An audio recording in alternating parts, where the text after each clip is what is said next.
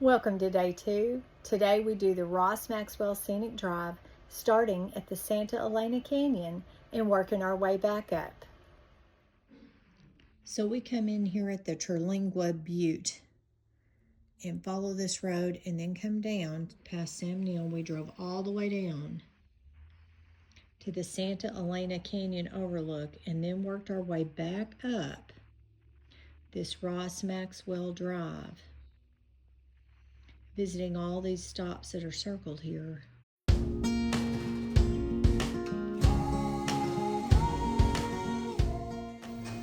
Can you not just see the angels singing as you look through these sun rays?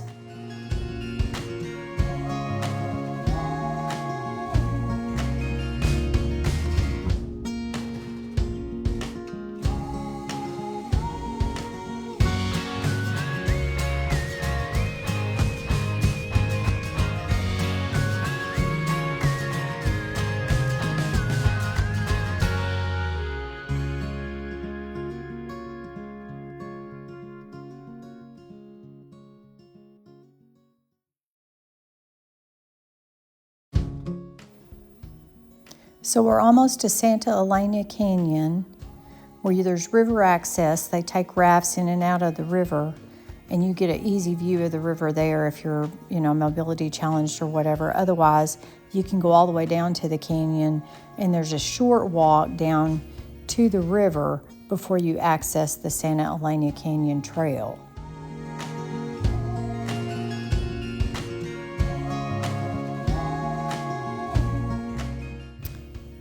Beautiful. Look at that. Oh, there's Brian's nose. In the 1930s, Texas recognized this area's unique beauty and geological importance. It became Texas Canyon State Park in 1933, and in June of 1944, it officially became Big Bend National Park. Today, it remains one of the least visited and most remote national parks in the U.S., which is what makes it extra special. So this is the Santa Elena Trail. And you go down. We should have come at sunrise. But anyway, this will be great.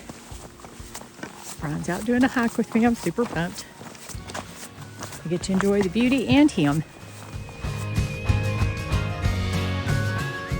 Santa Elena Canyon cuts through the Mesa de Aguila. Its towering limestone walls rise up over 1,500 feet above the Rio Grande. This canyon was formed over millions of years ago as the river cut through the solid rock.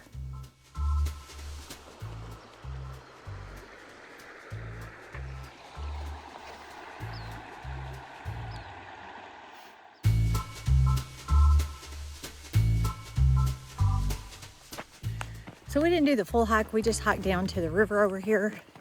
You get a great view up in the canyon. It's beautiful, but you do the full hike, there's a place for you to cross where you don't cross the river, where you don't get wet and stuff. They've kind of got a land bridge over there.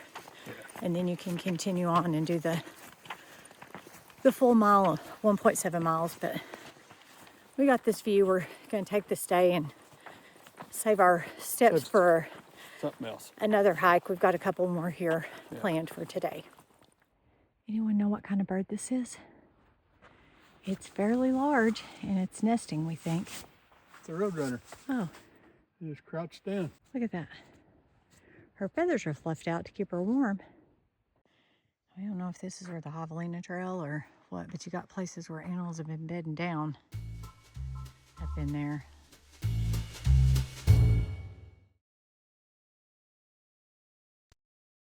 These remains are from James and Melissa Sublet's farm. They are most recognized for introducing mechanized farming here in Big Bend. By 1918, they had a growing farm business here at this place. These are the remains of their home.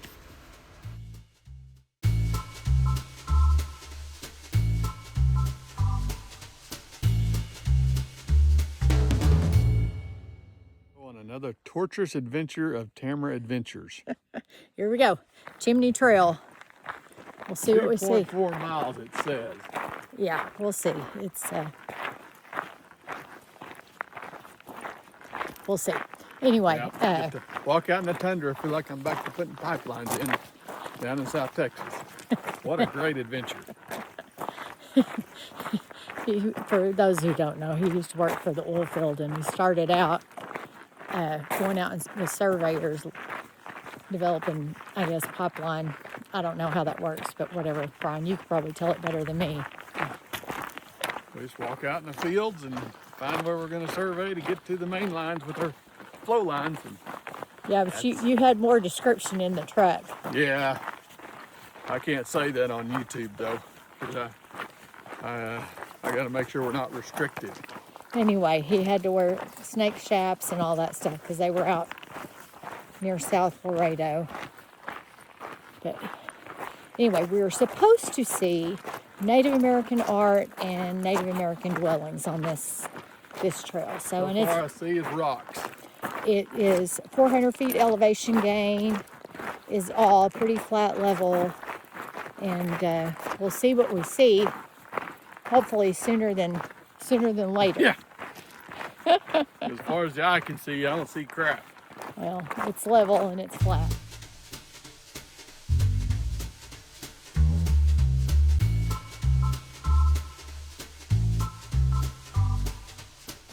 This is our view so far. So it is a pretty level trail. It's got some gravel and stuff that's loose, but it's flat. I don't see this as being a real challenge. But the scenery's pretty. So this kind of go through some, like, I guess where water runs through and stuff. Gravelly. The big thing is you just gotta watch those rocks that jut up so you don't twist an ankle. But we did visit with the ranger, and the ranger said you may notice this prickly pear has some color to it, that they have pink prickly pear here, and the deeper the color, well, pink, purple, prickly pear, but the deeper the color of the cacti is a result of drought conditions and it being under stress. So the more stress, the deeper the color of the cactus. I thought that was interesting. And they said they're going through a pretty severe drought right now here at Big Bend, despite having been flooded in July and running the road to the hot springs. So they had some road damage there from, I guess, flash flooding and stuff. But you can see the cactus is turning colors from the drought. So I guess we were talking that maybe it comes back. It kind of goes dormant or something. It'll come back if it gets more rain. We have chances of rain on Monday and Tuesday, so maybe that'll help. But I can't get over how long the needles are on this cactus. I mean, like they are. Look how long those needles are. That's crazy. Crazy. Well, still, we're probably about a half mile from the truck. No sign of pictographs. I don't even know where they'd put them. I don't see boulders. Nothing out here. And no sign of Native American housing. So Brian's not happy. He needs his reward and payoff to continue. It's not a waterfall. No. That one yesterday, though, the pour-off one was really good. What was that called? The Burro Mesa pour-off. That was a great hike. It was like 1 mile out, half mile back. It was 1 mile round trip. And it's, I guess when they have a lot of rain, it's worn down and creates this pour-off, and I'll insert some pictures. It was up there just like mountain. That's pretty neat. Yeah. No, they're really not.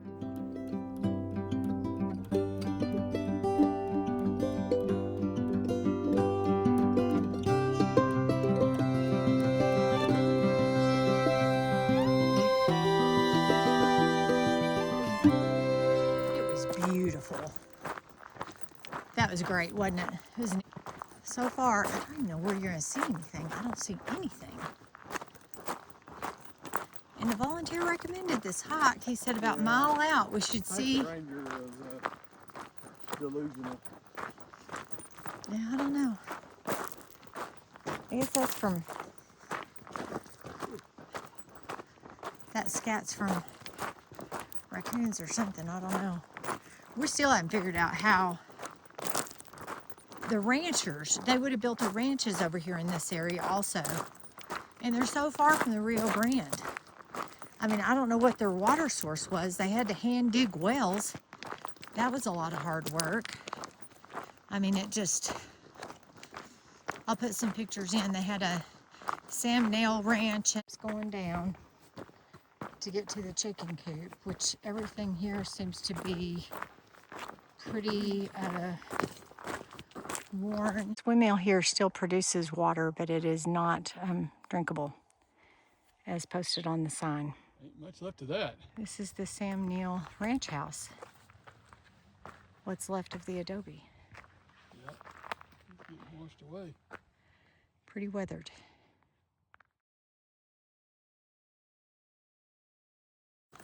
But anyway, the one he hand dug wells and had windmills to, windmill power to pull the water up. That you see that still up near Delhart, Texas and stuff. They have windmill wells for water for their cattle there, so they still use it today. But anyway, can you imagine hand digging a well through this terrain, the rock, let alone having to clear it out for your farm, get rid of the cactus, the brush, and all that? That's crazy. I mean, that's a determined person. So, yeah, so far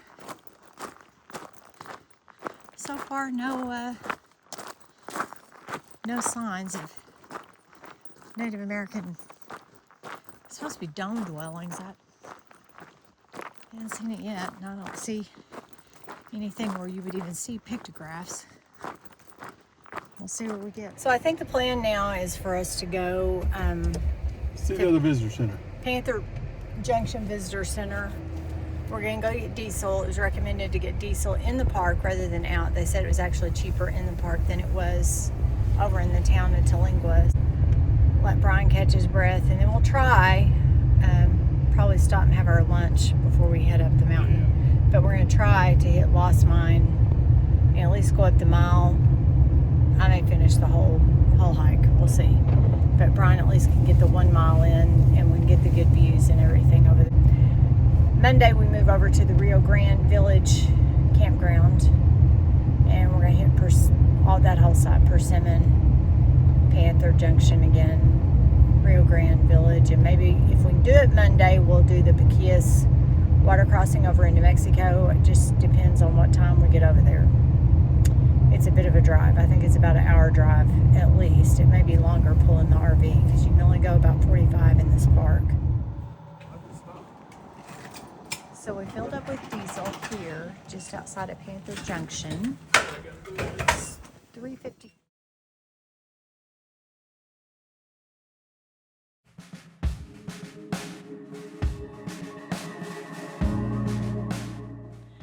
This is the La Harmonia store. It was built in 1918 by Howard Perry, the owner of the Chizos Mining Company, and his bookkeeper, Wayne Cartledge. Harmonia means harmony in Spanish, and it was a hope for peaceful relations among the people between the Mexicans and the Southwest Texan people.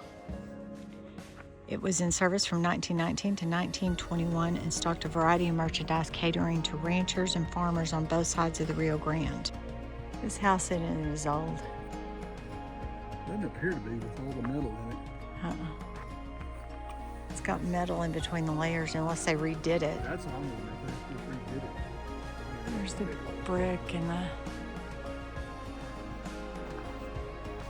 the screened off. Yeah, it's screened off where you look in, but you can't go in. So the inside walls are adobe with brick and rock. And if you look,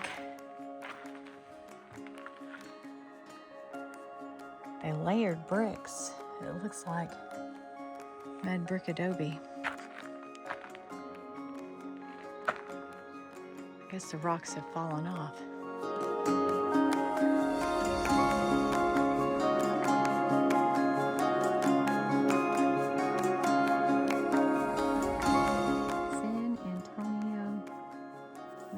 zip wire out of San Antonio. The new La Hermanita.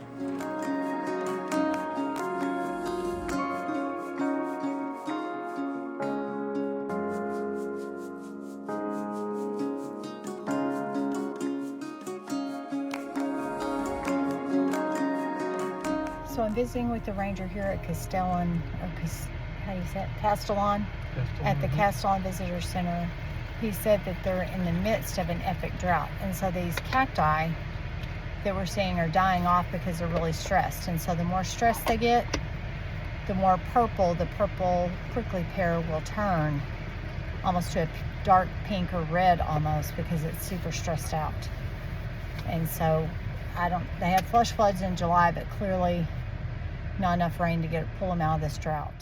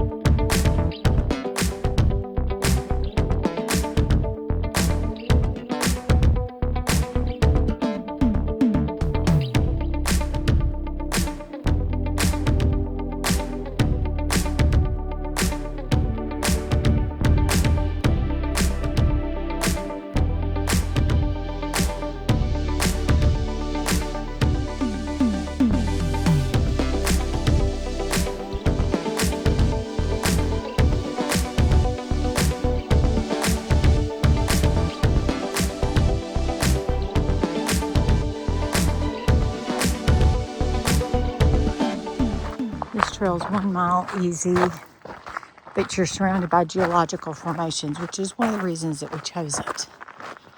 We wanted to explore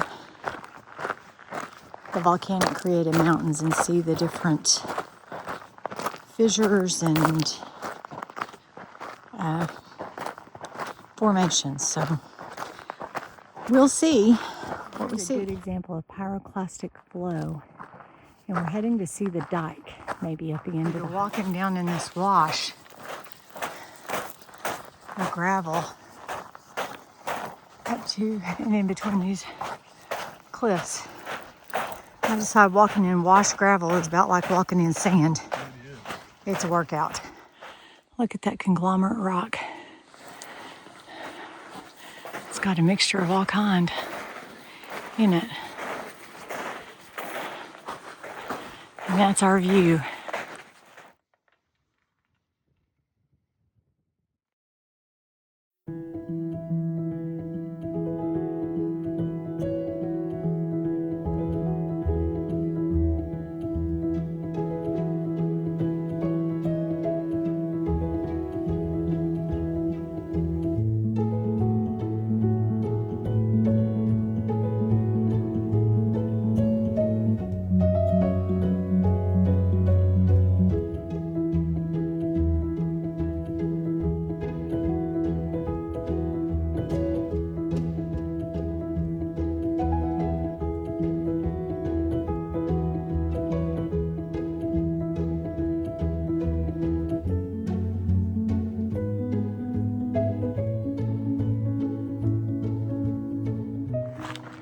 So the payoff was awesome, getting to see the pour off and then the wildlife on this trail.